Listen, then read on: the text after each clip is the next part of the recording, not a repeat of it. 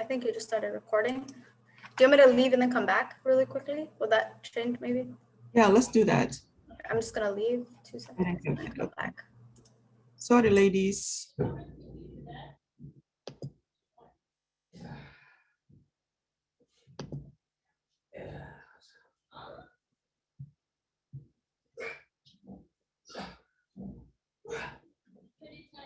There's so many components, you know, in this tech thing. It's crazy. That's my son exercising in the back, you guys. You hear it, something. Okay. Yeah, I was scared. Yeah, he has a bar thing for like whatever. Yeah, no, yeah. Yep. That's teenager. Okay, now.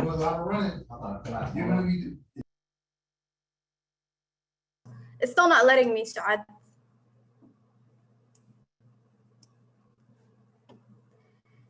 Okay, it's not letting. So tell me what to do so then I can do it. I honestly don't. You have to. It's yours. Sorry to yeah, interrupt. no, It's okay. it's yours. Okay. So you have to, Saad, you have to log out, and then you have to go into your what's it called, settings, and then put like allow people to share. So there's something on your end. Okay, so But in order to do that, yeah, unless you can you access your settings? yes, I thought I did. I just did. Okay, mom's corner ID, close code, setting.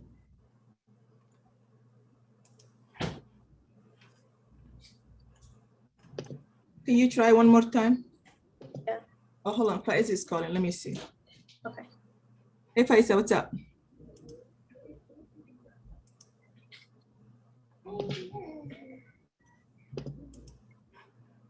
Okay.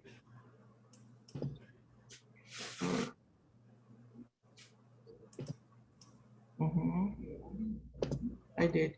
Najma, I just made you co-host. Can you try that again? Okay, now I can. Perfect. Okay, good. Thank you. You are. Okay. But why didn't I made it last time when I? Oh, never mind. Whatever. Yeah, well, I'm not sure. No, don't worry about it. We got it. We figured it out, so that's all that matters. Okay. So just a background, I work for King County Public Health in their environmental health unit. I work specifically with the lead program, but we receive some funding from Best Starts for Kids, and a lot of our work has to do with their prenatal to 5 strategy. So that's just a background. I'm an educator consultant, so I work with mostly a CDC grant that we receive that's geared towards working with community and then managing contracts with community to do lead education. Yeah. So what is our vision? Overall in our program, we want more babies to be born healthy, more kids thriving in their environment, and more young people growing up to be happy, healthy, and successful adults. So what are toxics? We talk a lot about toxics. Most of us have some sort of public health or environmental health background. A toxic substance is a substance that can be poisonous or make you sick. This can be found in household products and your surrounding environments, like the neighborhood, what is around your home, and consumer products, household items, things that we purchase that can be found in pretty much any home. So for the items like lead, or lead specifically, can be found in paint, water, soil, dust particles from chipping paint, and then products, which kind of blends in with consumer products. Lead can also be found in some consumer items. And then we also educate about mold, toxic substance could be mold, arsenic, and asbestos. These could be found in apartment buildings and homes. And then for consumer products, we are typically talking about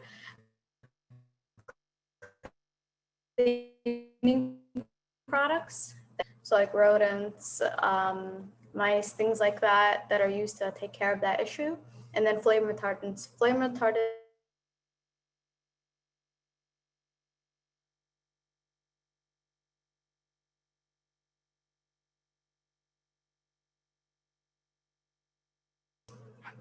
Hello? I can't hear you, Saad. Yeah, at first you got cut off. Oh, sorry, I was just talking. I saw you guys and you guys disappeared. Did you guys hear the slide at least, or no? We saw the slides and then it went away. Okay, I'll just, let me share it again. Okay, yeah, we saw I this. was just talking. I saw you, you looked like you froze, but I wasn't sure.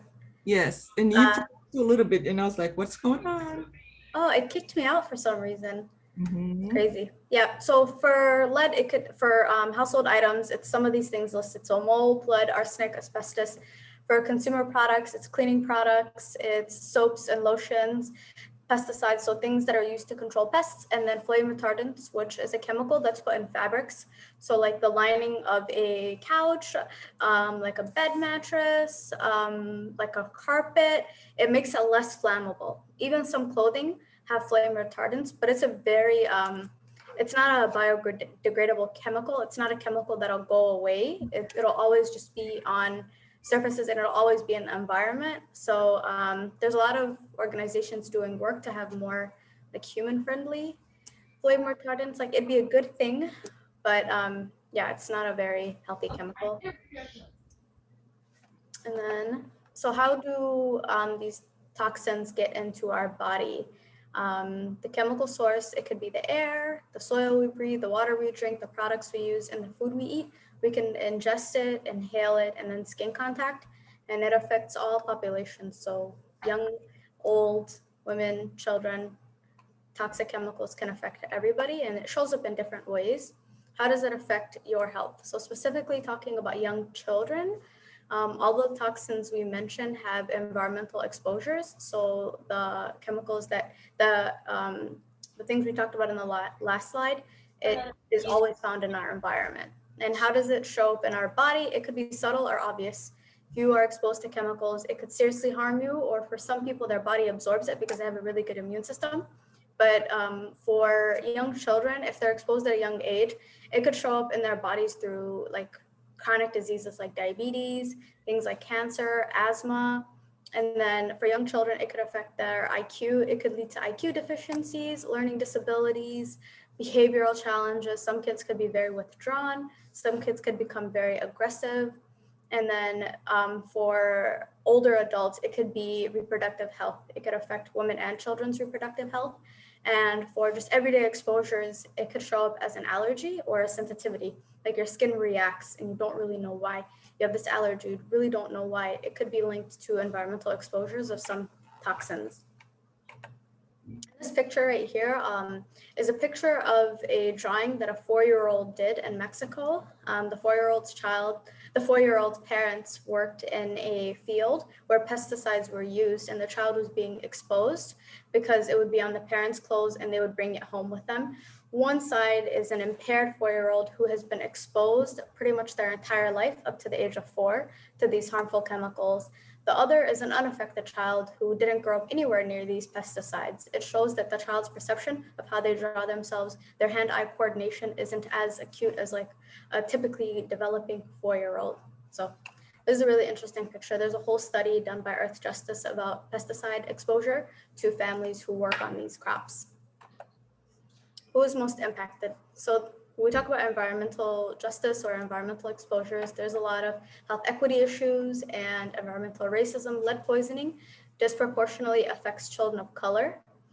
Children of color who live in urban areas are at the highest risk for lead poisoning by lead paint. And that could be found in their home or the childcare they're at or whatever other home they're staying, even their families. And then the effects of climate change, such as extreme weather conditions, have devastating effects on communities of color and low income because they can't recover as quickly. There isn't as much financial resources for them to be able to rebuild. So, and then water contamination plagues low income.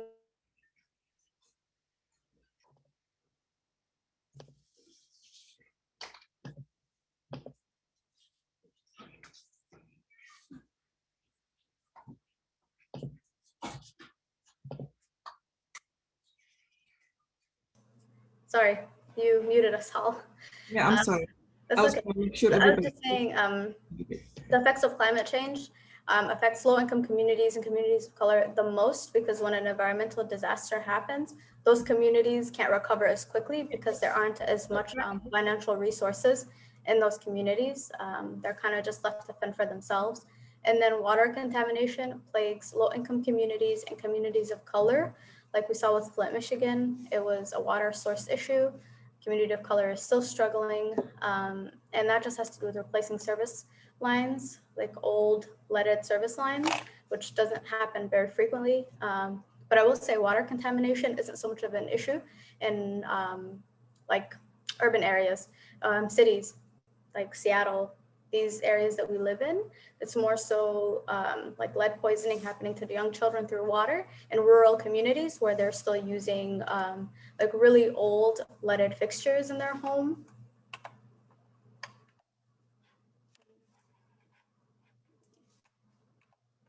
And then who is impacted most? So the same thing, communities of color have higher exposure rates for air pollution because there are a lot of landfills, a lot of old factories, manufacturing plants that have left, but the building is still there. They're still like causing environmental exposure to young children. There wasn't proper cleanup.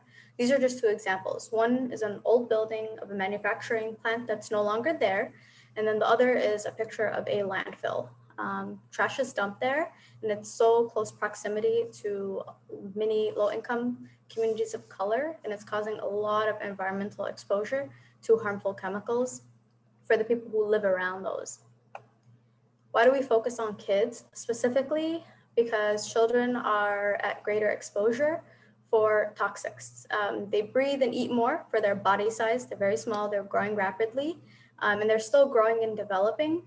And they put dirty toys and hands in their mouth. They have some of those risky behaviors where they can't like filter out, let me wash my hands. They're just more so, I'm just gonna put my hands in my mouth. And then they spend a lot more time on the ground, like closer to the ground where there's a lot of contaminants. Even if you're cleaning regularly, people still walk in with shoes maybe. Items are brought into the house and children are crawling around on the ground. And lead exposure specifically, currently in King County, about 55% of all housing units may contain lead-based paint. That says a lot about the housing stock.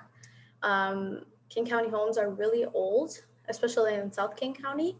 And with older homes that are built before 1978, the presence of lead paint is very likely. It might be painted over, some construction might be done, but over time that starts to wear as well. And how we classify lead exposure through lead-based paint is like when the paint starts to chip and you see chipping paint, that's almost always an indicator of lead-based paint, especially if it's an older home. And once that starts to chip, you'll notice like there's dust from wherever that chipping is happening, and children have easy access to that dust. It'll be on the ground, near the window sills, especially near the window sills. They're crawling around, could put their hands in their mouth. Their toys might be stored near like a corner or, you know, their play area. So those are all like risks. But everywhere that you see circled, there was evidence of this is a house that we actually did like a lead visit for. And these are all areas just outside the house. Inside the house was significantly more. Yeah, so, and I'll talk about other sources of exposure a little later, but I will mention it's still #1 source. Lead-based paint is still the #1 source of lead exposure that we see in young children. So non-lead exposures. This could be old plumbing fixtures, like you see the gold plumbing fixture. That's inside is leaded. That's a very old fixture. It looks kind of antique, but it could be a source of exposure. Like your pipes in the home might be fine, but just this fixture alone could be a source of exposure. And then bare soil. If there's soil that isn't properly like taken care of, if it's just open soil and it's in an old home or it's in a neighborhood that might have high exposure, that could be a source of contamination. And then parents' hobbies. So some parents like, you know, stained glass, they like going to glass blowing class, they like going shooting, they like going fishing, they might go to the gun range. Well, bullets could be leaded. There's some leaded bullets, and that the dust from that could be brought home unknowingly.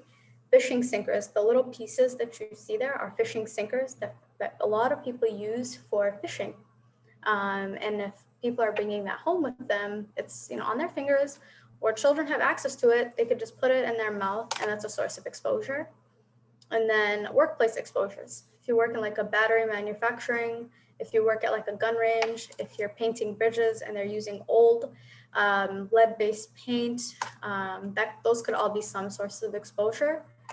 And then for some of our communities, we're also seeing some other sources of exposure that have to do with imported items. They're bringing products, items from their home country, beautiful culture, but it could be a source of exposure because these products don't go through the same regulations that consumer products found in a regular grocery store in the United States would go through. And most of the time it's people hand carrying products unintentionally, unknowingly. You know, it's a spice that they use back home. It's great, but the source, it could be the source of exposure through how it's milled, where it's packaged, what's in the actual spice. And then candies. So these are just some pictures of items. The top corner is like a eyeliner. It's called Surma or Kohol. And the little girl, that's a religious powder on her forehead, like underneath the jewel. That Surma. It could also be a source of contamination. Not all, but generally if it's imported, it's good to just take an extra step of precaution. And then the pottery, the glazing on the pottery, lead itself adds like a really rich pigment to items, and it makes it very durable. So people use it a lot in like ceramics, you'll see that, but they're not meant for eating. People still use it to eat. It's a pretty much like custom in some individuals' culture, but it could also be a source of contamination. So these are all things that are starting to emerge now as we have like a more diverse society. Studies are showing that certain imported products could be linked to source of exposure. And then consumer products such as jewelry, toys, personal care items, lotions that are brought from abroad could have other chemicals like mercury, arsenic, and we assume lead is present because it's another heavy metal. Those three are heavy metals. And then toys. Some toys have glaze to make them look more shiny. They are maybe created in a manufacturing plant. They have some pieces that are made of lead, like little screws. And then jewelry, same thing, the coating, the glaze. There's maybe lead necklaces because it's a very durable metal. So those are all sources of exposure. And let me just make a point. So comment on this particular slide. So one thing we try to do is not tell people something from your culture is necessarily poisoning you or harming you and your children, but we try to pose alternatives. If there's a spice or a candy, what's an equivalent alternative that could be found at a nearby market? Or if there's a piece of jewelry or a toy or a pot, it's best kept for like as just a item that you keep, not something that you would use in your daily life. There's no reason to toss it out if it's not actively being used. So those are all ways to have conversations around imported or products that are specific to a particular culture.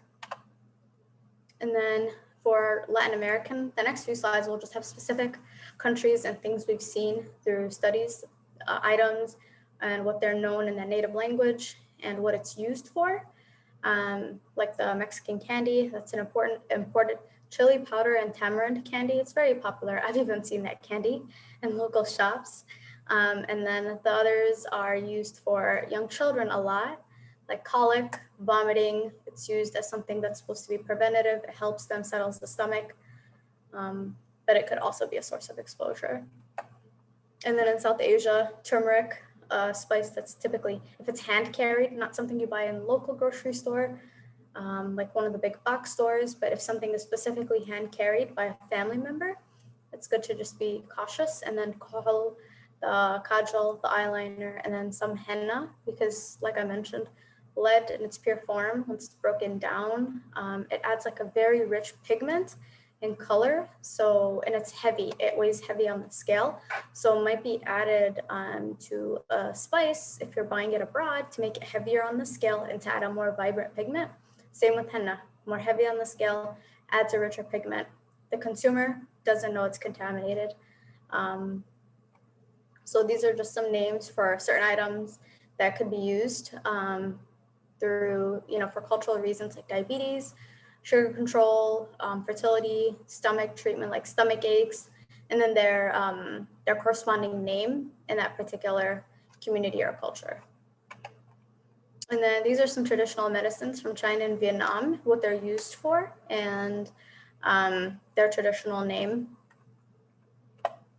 And then one thing that we always try to emphasize is no level of lead is safe. And currently the national standard is anything above 5 micrograms per deciliter. So how much lead is in the blood? Anything above 5 is considered elevated. That is when states, local health departments can take action and do a case investigation with the family, try to offer them resources, but anything below that, doctors won't necessarily mention it or see it as a concern because the national standard is anything above 5 is elevated. Anything below technically isn't elevated, but all health professionals know that no level of lead is safe, even at like 2 micrograms per deciliter over a long-term exposure that could have negative health effects. And you'll see here that the corresponding level and what the outcome could be for that individual. So at 5 even, there might be decreased IQ level and academic disabilities, like significantly lower than where their class is supposed to be. The child would be a little bit delayed, maybe not like visibly, but it might show up in small ways like antisocial behavior, attention-related behaviors. And then as you get higher, you start to see actual serious symptoms like hypertension in their old age.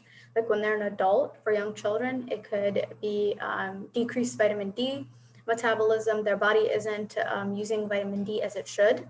And low levels of electrolytes in their body will go down. They'll be really dehydrated.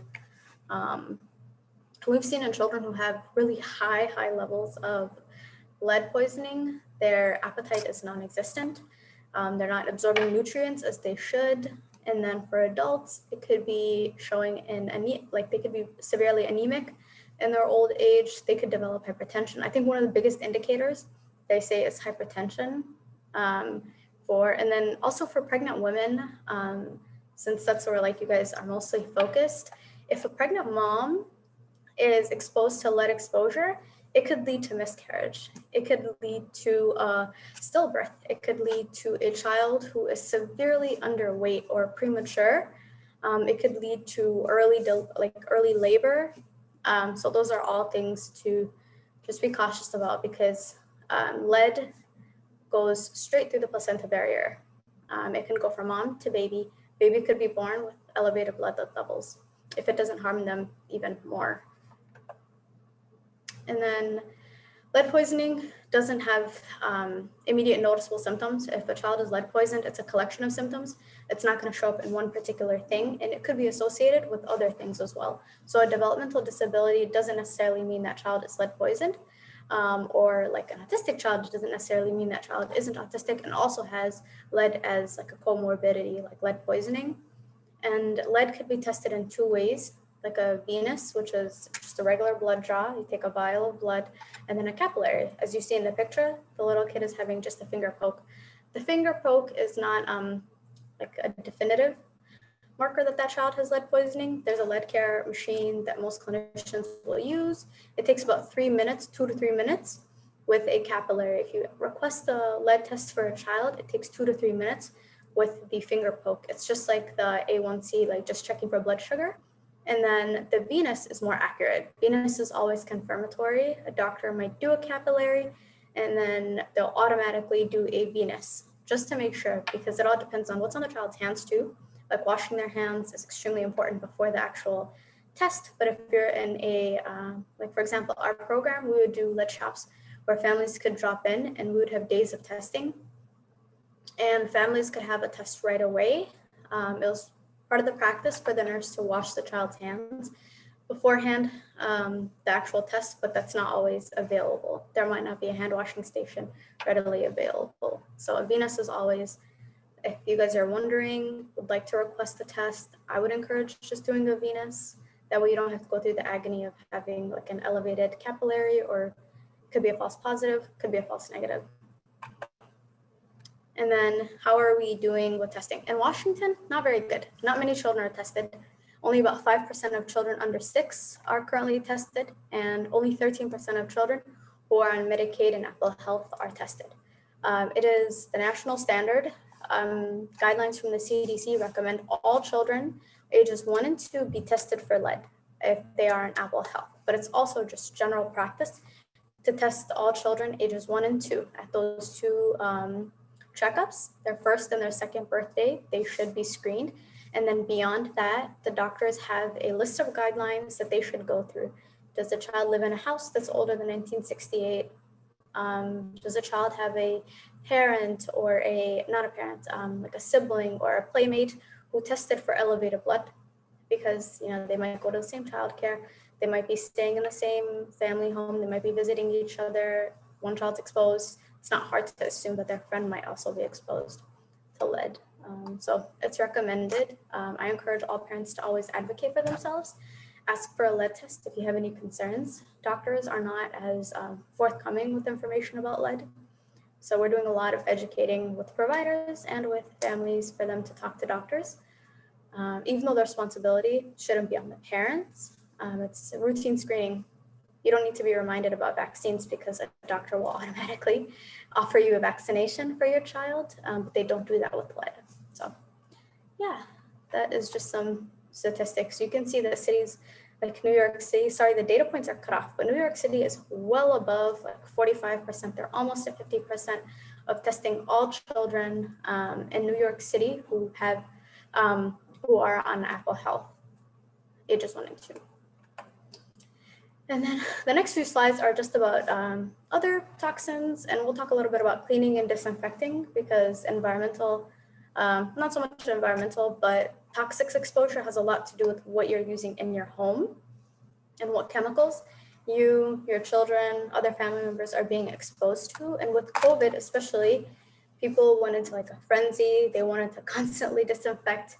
People were buying bleach and Lysol off the shelves and other very harsh chemicals that aren't necessary for cleaning.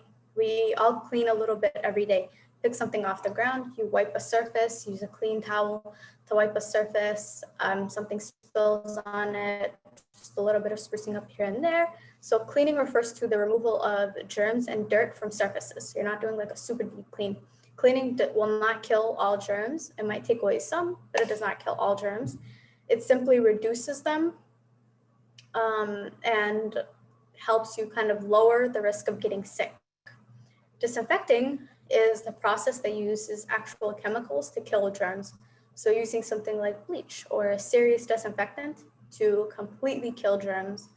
And we don't really need to disinfect every day unless, where you are, there's like a high chance of like serious bacteria or germs being in that environment.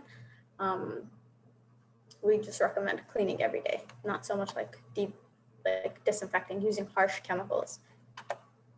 And then cleaning tips to keep healthy space for kids. So make your own green, safe cleaning products.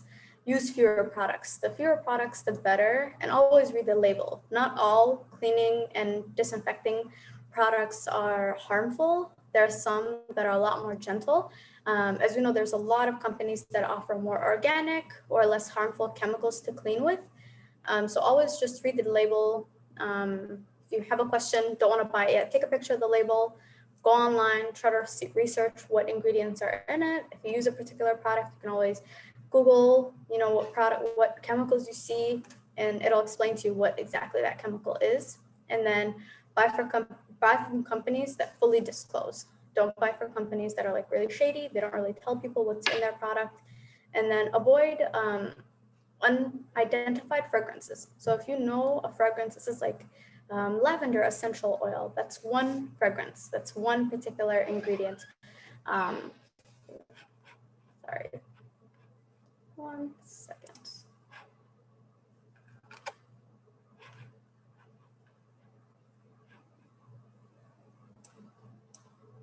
Oops. Sorry, my screen just.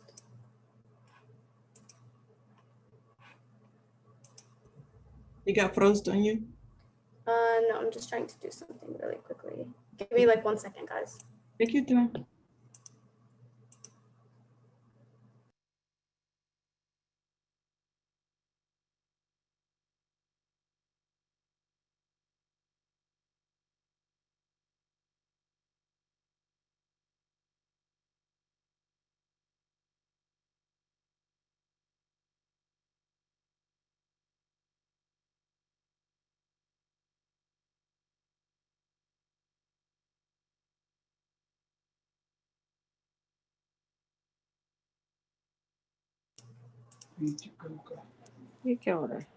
Sorry about that. Did I turn off sharing? Can you guys still see the slides? Yep. Okay. Let me just move it over. How about now? Yep, we still see it. Okay, perfect. So like I was saying, avoid unidentified fragrances and products and choose fragrance-free. So unidentified fragrances is like chemical. Now we're not seeing. How about now? Yep, there you go. You got it. Oops, it's the wrong one. Wow. There we go. Okay.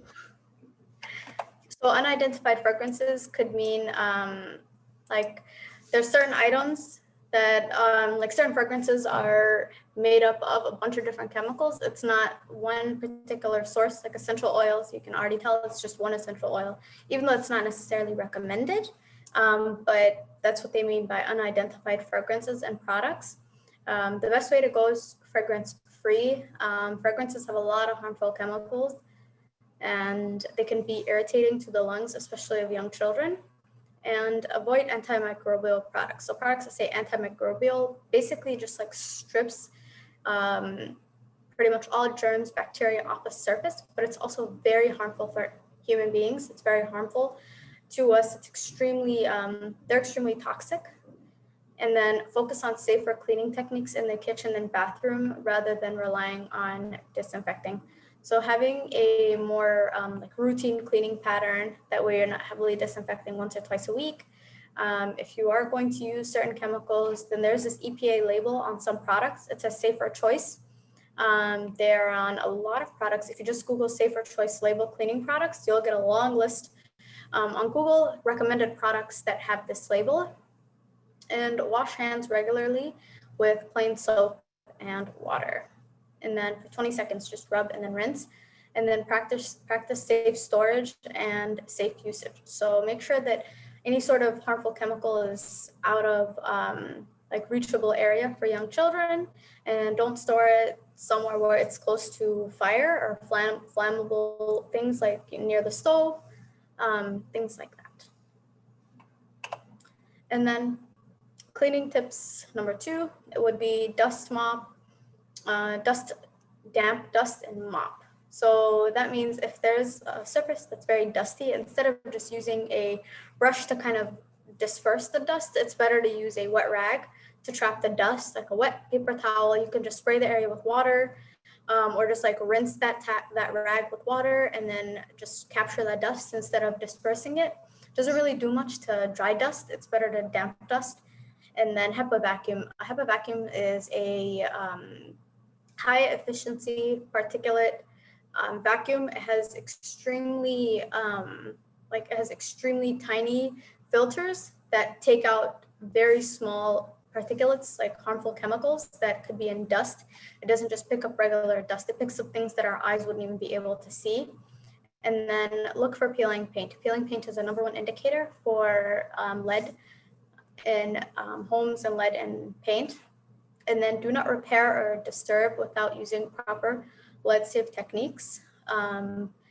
Generally, I wouldn't advise doing repairs. If you see like paint that's chipping, I wouldn't advise doing that yourself.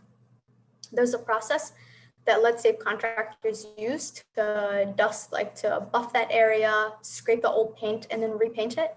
By trying to do it ourselves, we can always cause more contamination rather than trying to solve the problem. So I always recommend going with a lead safe contractor.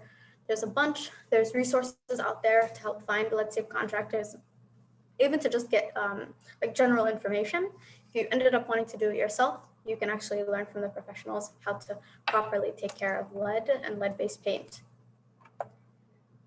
So that's just some dust that we would see around a house. And then the windowsill, that picture is a windowsill that has seriously deteriorated chipping paint, which is very common for older homes. And then indoor air quality. So these are just some tips for improving indoor air quality. Get to the source. If there is some sort of odor, some sort of like something you can't identify in your air quality, you just don't think it's great, try to get to the source. We often know that lead could be a source of poor air quality in homes. So it's good to try to identify what it is. If there's foul smell, maybe there's a leak somewhere, there's a contaminant that you're not aware of. And then reduce exposure for carbon monoxide. It's good to make sure that your detectors are working all the time. It's good to try to change out the battery every so often. Just to there's a button usually on most that says test, just to make sure that it's actually working. And then heating equipment such as unvented kerosene heaters, wood stoves, gas water heaters, and central heating systems are some of the most common sources of carbon monoxide emission indoors. And I'm sure most homes have a central heating system, whether it's your own home or it's an apartment building, they have some sort of central heating. I mean, you can control the thermostat, but heat's all coming from one particular area. And then eliminate mold. So exposure to mold can lead to a number of health problems such as wheezing, sore throat, skin rashes, watery eyes, and headaches. It could also lead to, like, besides the wheezing, it could cause serious lung issues. It could really damage, especially young children. And then monitor radon levels. Radon is a naturally occurring radioactive gas. I believe there's a program at King County that can help you detect radon in your house. But even if you just call your electric company, they would be able to help you figure out how to get a radon test kit. And then increased ventilation. Proper ventilation allows harmful air pollutants and allergens to circulate outside, thereby limiting your exposure to it inside. Open windows as often as you can, especially when cleaning. I always try to open the windows when cleaning, open the door. It's wherever you can try to get ventilation. If you're not in a room, just letting it air out for a couple of hours is really helpful, and it'll make a huge difference. And especially if you have a concern of poor air quality. I know in Washington, there's forest fires, and over the summer it got pretty bad, and we're recommended to close our windows. In that type of situation, box fans, just those really cheap box fans that you could just put on the ground, are really helpful. It'll help kind of circulate, it's the same air, but it'll also create some like wind. It'll help slightly. And then groom your pets regularly. If you guys have pets, pet dander, such as dead skin cells, they shed from animals. It could be a source of like allergens for young children. So if you have any sort of pets, cats or dogs, it's good to just groom them properly. And then change filters. If you have a forced air heating system, change the filter on a regular basis. Most have like a date on there for how often you should change the filters, whether it's every 6 months, every year, depending on what its capacity is, how often you use it. Even if you don't use it very often, it's just sitting in there. So it's good to just get in the habit of changing it out every so often. And then pests.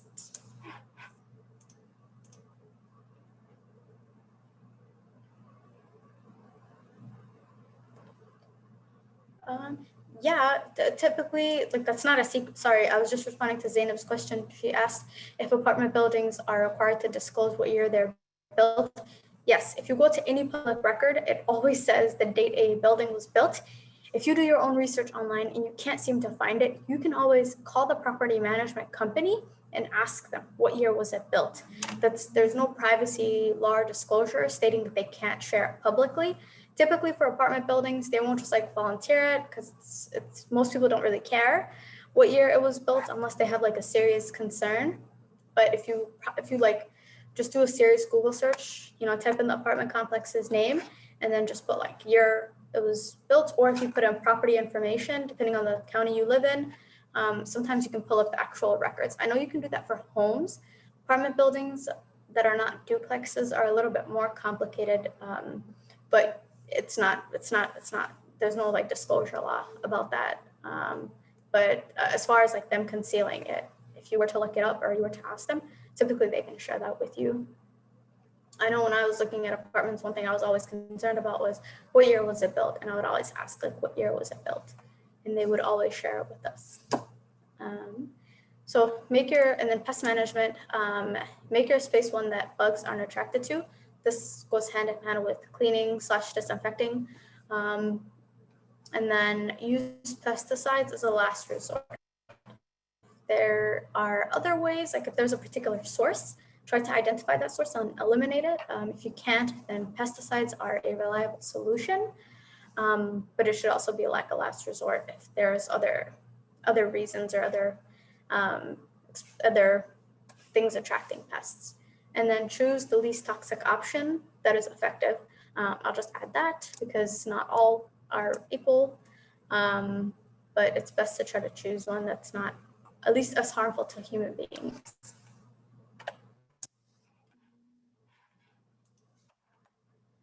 Toys and play area. So look for non-toxic, age-appropriate toys and art supplies. I'll mention again, age-appropriate. Things like markers, color pencils. Older kids, it's perfectly safe. They typically don't have the behavior of putting those in their mouth, but young children could put a marker in their mouth. I've seen my nephews take a marker right on their face. I'd end up in their mouth. So it's good to make sure that kids are playing with toys and art supplies that are for their age group. Like even Play-Doh, it's not really safe for a 2-3-year-old maybe, but a 5-6-year-old, it's probably okay because they know the habit of washing their hands, not putting it in their mouth. And then avoid soft plastics. So PVC, vinyl. PVC is more of like a chemical abbreviation, and like a vinyl, what we all know is like vinyl, like that, like the rubber duck. That would be a soft plastic. And then avoid old or antique toys, especially painted toys, because of the potential exposure of lead in the paint that's used to paint these toys. But antique toys, depending on what year they're made, if the child's playing with it, it's an old toy, it might be exposing them to harmful chemicals. Depending on, like I said, when it was made, it might not have had as stricter regulations. And this is an organization, the AP certified label. That label, it marks that art supply is safe for, it doesn't have any harmful chemicals, at least not in significant quantities that could harm people. So if you are shopping for art supplies for young children, try to find one with this label, the ACMI label. There's like a big AP in the middle. These are all labels that could show that, this is a more safer art supply. And then think about where kids play. So could the soil or sandbox where the children are playing contain chemicals or toxins? It doesn't just have to be like chemicals, but it could be, animal urine, maybe old food that's molded that could be exposing them, or that they could be exposed to. And then what are they breathing in? What's next to where they play? Is it a high traffic area? Is there a lot of fumes from cars? Or is there like a manufacturing company close by where trucks are going back and forth from? Heavy exhaust fumes. It's just not a healthy breathing environment for young children. And then wash their hands regularly when they come inside. And one place that sometimes is ignored is underneath their nails. When they're eating later, that could easily expose them to whatever they were playing in earlier. And then take shoes off after coming in from outside if possible. With daycare, sometimes I've seen some daycares say they don't like kids taking off their shoes, but if it's possible, it should be a separate area where they play and where their shoes are kept. So that way they're not tracking whatever's outside inside. And then toxic nap mats. So health experts are concerned about children's exposure to toxic flame retardants because these chemicals are linked to cancer, obesity, and learning disabilities. So nap mats are those, just as the picture shows, those naps that they have in childcares or early childhood centers where children sleep on for a portion of their stay there. Those sometimes contain flame retardants to prevent against fires, but they leach harmful chemicals that could be exposing young children. And so children spend a significant amount of time on those nap mats, and it's typically like a plastic with a little cover over it, but the warmth from their body, the spending excessive time on the nap mat could be exposing them to chemicals. There are non-toxic options, and if you are not able to purchase all new nap mats, it's good to invest in a thicker cloth covering that's non-toxic for the nap mats. That way it at least has some separation, some barrier from them just being on the thin sheet and then the nap mat. King County and the Best Starts for Kids program specifically, we worked on a nap mats project to distribute over 300,000 nap mats to child cares in South King County. And these are smaller child cares, the family, friend, neighbor child cares. And through that project, we provided free nap mats for them. We also were able to collect their old nap mats for disposing them. And then each nap mat that they received, they also received a non-toxic cover. The company that we worked with to get those nap mats at a discounted price was called Naturepedic. If anyone's interested, I'll put a link in the chat box. They have like even crib mattresses have those flame retardants. So they actually have non-toxic crib mattresses for young children. And some of the child cares expressed interest in wanting crib mattresses because some of the younger members of their child care were sleeping in cribs or playpens. So those are all just tips. Your child is sleeping on a mattress. Try to figure out what company makes them and what is in it if you can. And if you're not able to get that replaced, it's good to explore options to have like a covering, a thick padded covering, so that that source of exposure could be eliminated. And then food storage. So avoid heating foods in plastics. Plastics have the PVC chemicals. They could be leaching that into the food, especially I've noticed with children's bottles. It's better to invest in glass bottles. There's nothing wrong with storing food in plastics. If it's just going to the fridge and the food's being taken out of there, warmed in some other container, but specifically warming the food in the plastic is where there's an issue. So if you're looking for something to warm food in, there's a lot of like ceramic, pretty durable Tupperware type items, even Pyrex like glass, anything with glass is always safe. And then be cautious when eating or drinking from hand-painted dishware, cookware, kind of like the pots there, the water vessels, and the ones in the other picture, the bean pots. And in some culture, I've seen it called like tagine. It's used in a Moroccan dish. It's like a sauce. That could also be a source of contamination because of the hand painting and the glaze. And then wash your hands before you eat. Fragrance-free soap is ideal.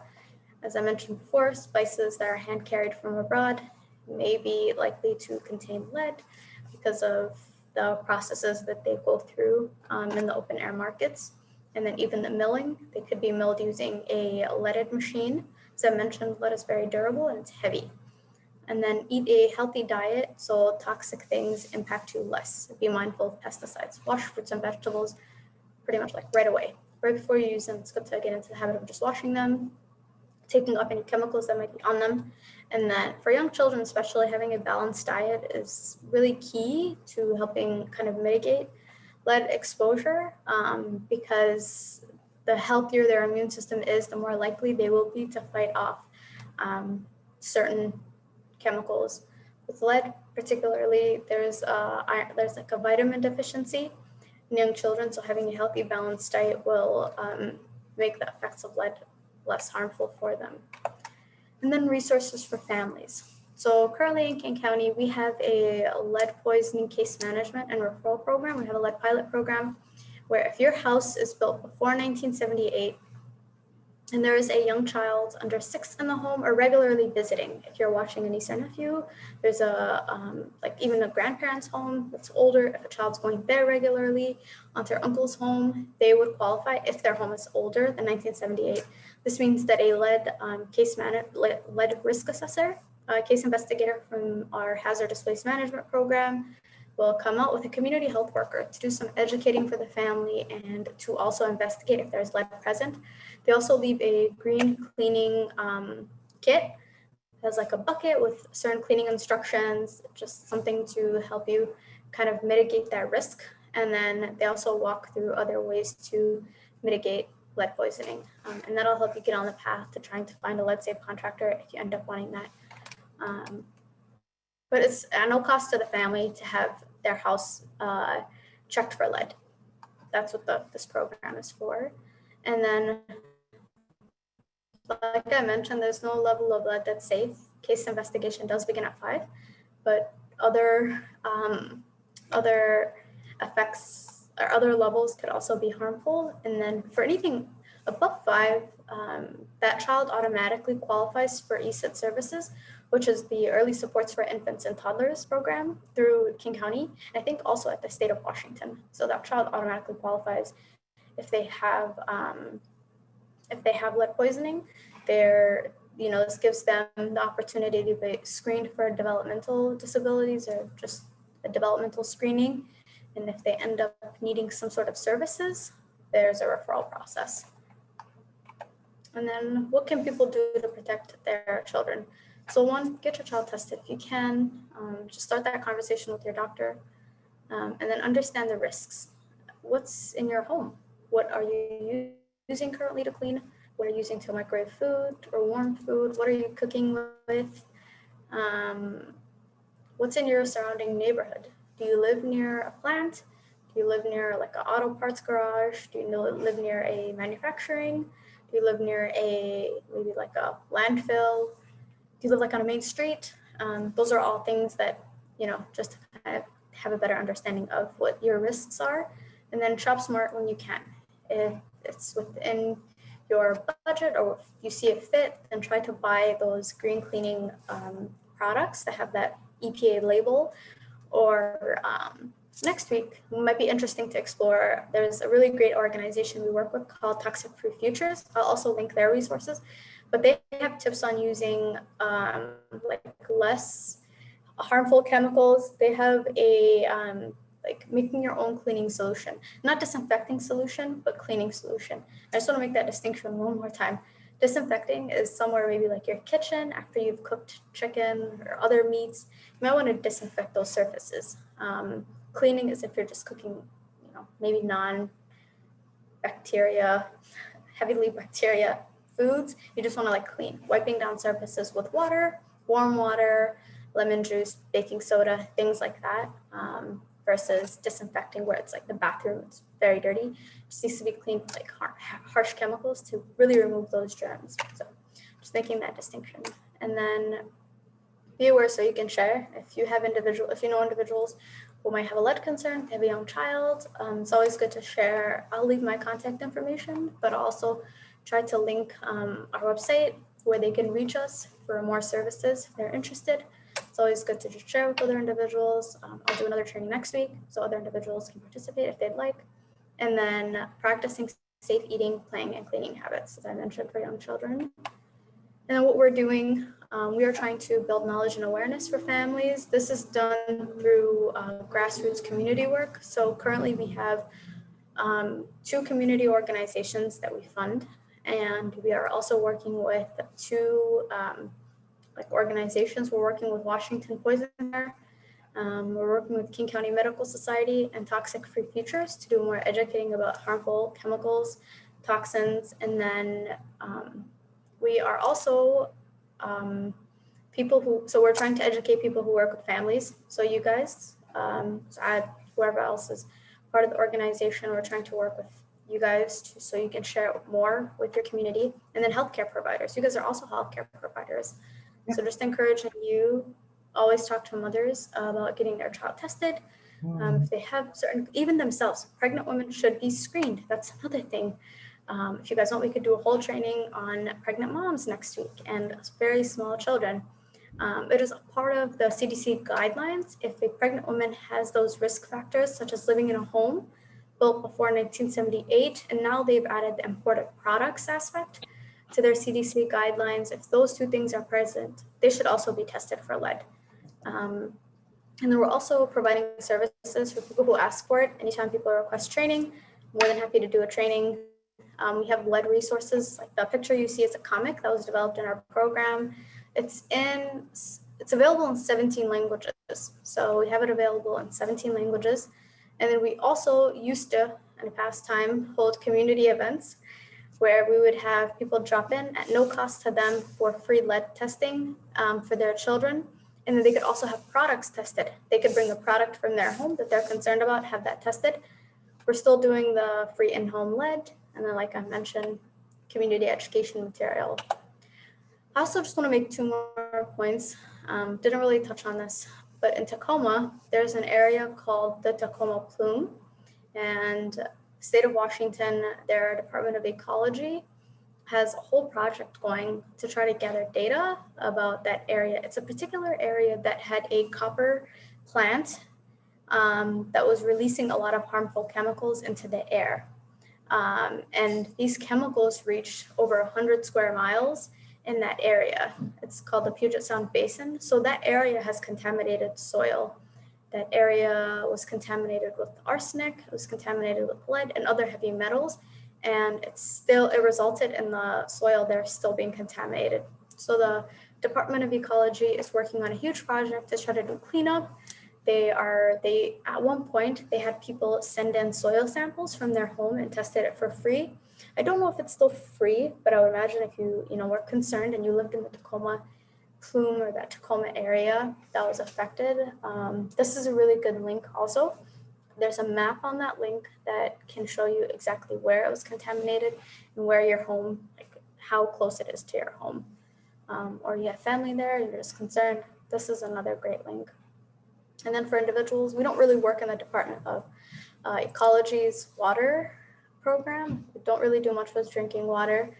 But if anybody was interested in learning more about how safe the drinking water where you live is, this is a great link. It's the Department of Health's Community Environment Department, and they deal specifically with drinking water. So it's another resource if you guys are interested to do more digging. And then my name is Najma. You guys can always email me. Feel free to give me a call. If I don't pick up, you can always leave me a voicemail, but the best way to probably reach me is send an email. I'm always happy to answer questions. Yeah. Wow, sorry, that took a long time.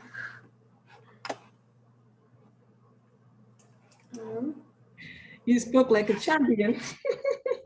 I like it, mashallah. This is so amazing. I tried to get it. I tried to get through it quickly. Yeah, it took a lot longer. Usually, I'm able to just get through it quickly. It's okay. It's okay because it was amazing presentation as always. Loved it. Enjoyed it. And we'll have and I feel like it's just, yeah. Inshallah. Girls, do you have a few questions for Najma? And inshallah, she'll be back next week too.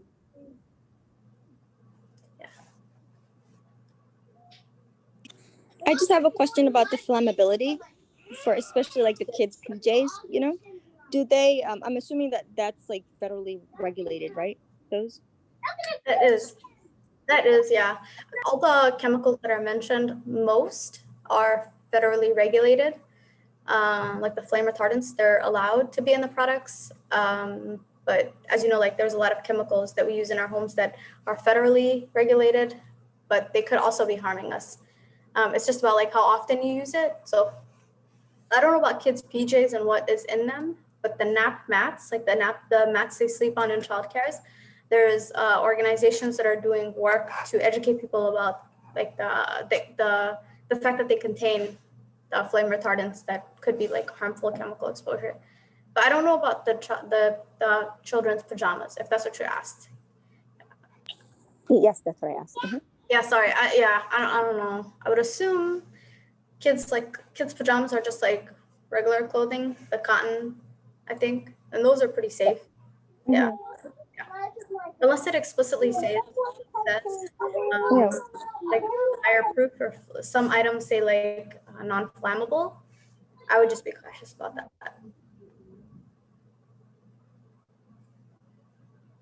So if one wants to be tested their house, how did they go about? They can just email me. They can just email or call. Okay. So I'm sorry, I meant to reply to your text message. But inshallah, I'll definitely ask you for some details, and then Monday morning, first thing, I'm gonna remember.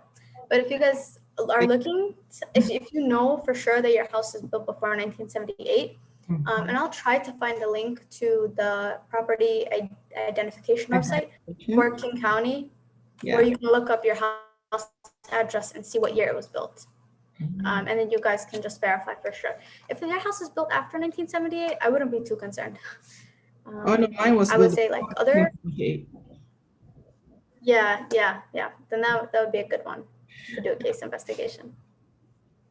Wow. Yeah. I just could But you not. could, if you have concern, you can Salam always alaikum. call her, email. Okay, inshallah. No, we'll talk you and I Monday, inshallah. Yes. Well, you're muted, Maya. Yeah, Oh, you're. assalamu alaikum. Wa alaikum I want to salam. say thank you so much. This was amazing. Like Suad said, how do you get tested?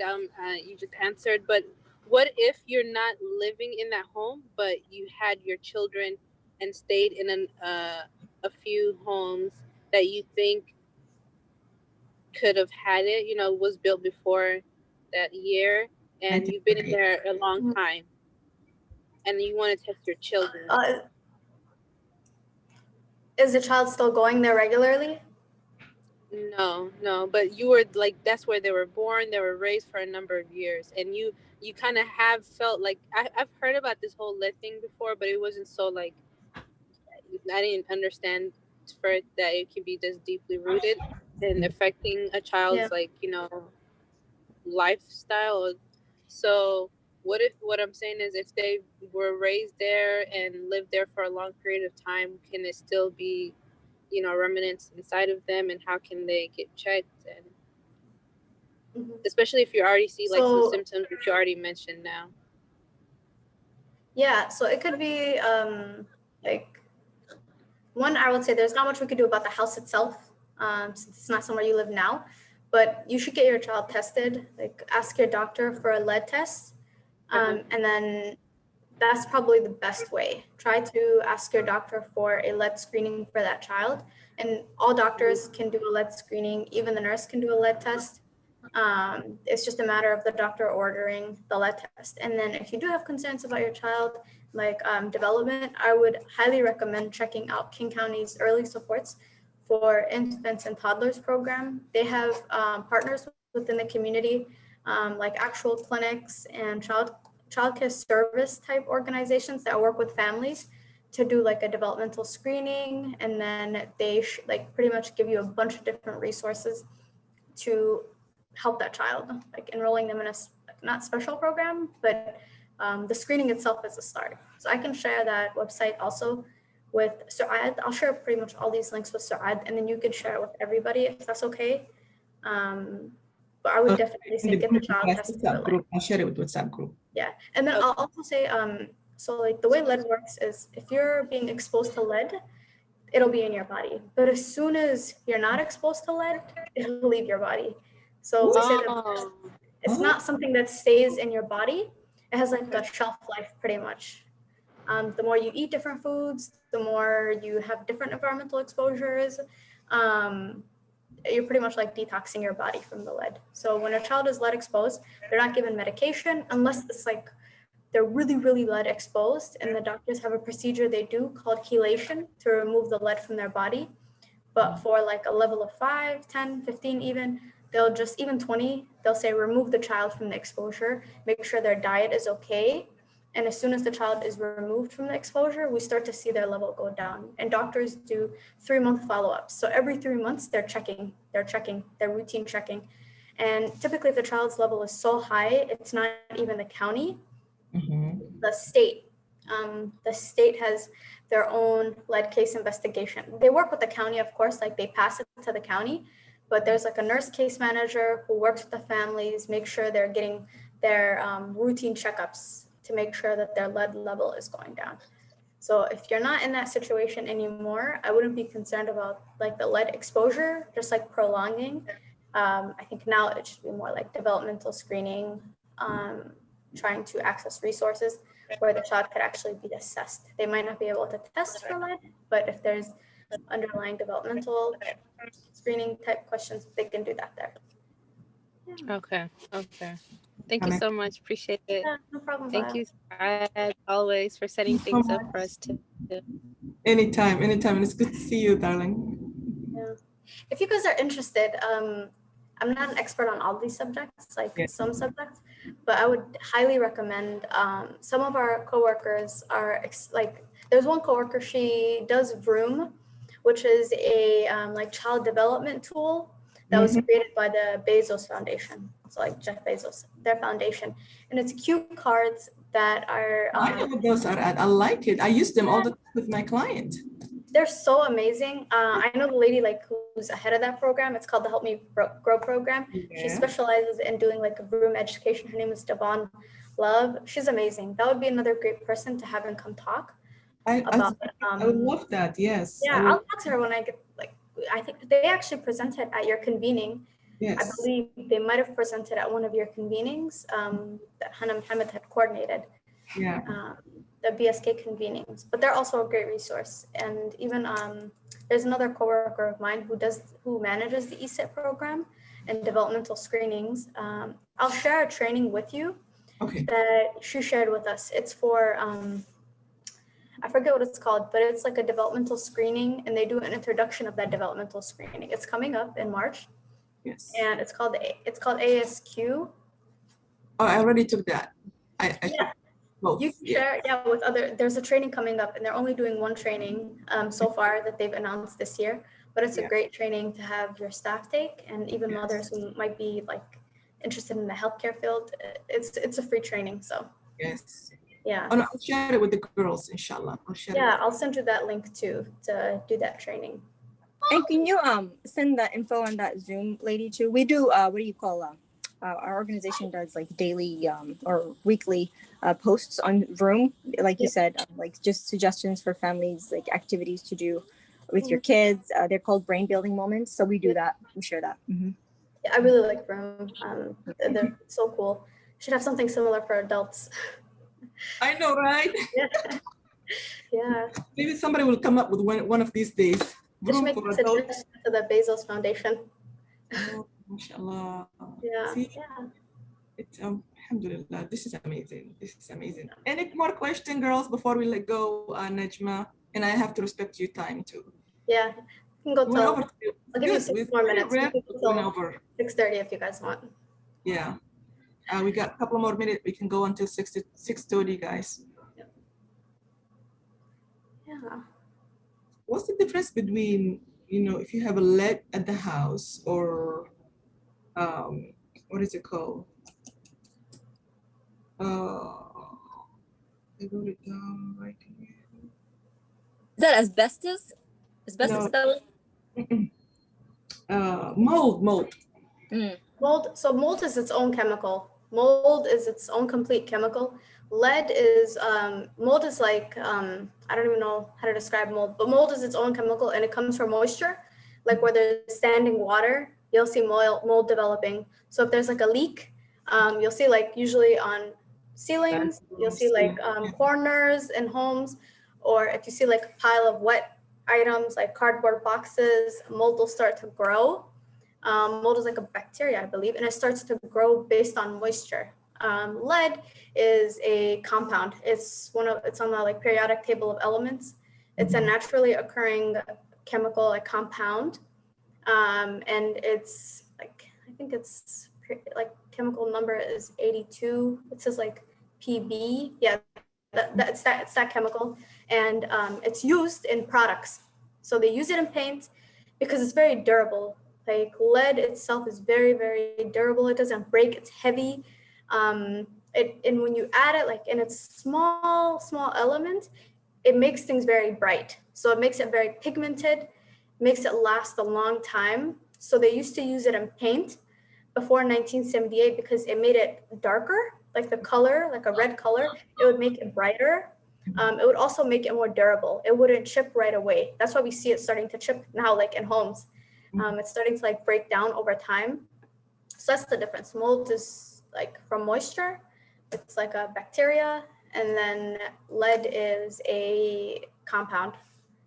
So yeah, so there are two different things. Where there's mold, there's probably not lead, or there could be lead. If it's like an old home and you have a basement, that's where I've seen, even the house that I grew up in, there was a lot of like our basement because rainwater would come in. Yes. So that's where you would see it. Or like a bathroom behind like a wall, mold might start growing in the installation because there's water leaking. Dripping on the First bed. pipe. Yeah. Outside the house, some areas where there's a lot of water, standing water. that's where you would probably see like more mold. But lead is used in products. You won't see it like naturally occurring in your everyday life. You'll see it in products. You'll see it in the paint. You'll see it in the products like toys. You'll see it in like glaze on pottery, jewelry, like old keys. That's another thing I forgot to mention. Old keys. If you have like a really old pair of keys that are glazed and they're very shiny, they look very pretty. That could be, the glaze could contain lead because it's making it like brighter, more vibrant. And kids put that in their mouth. Oh, Lord, have mercy on us.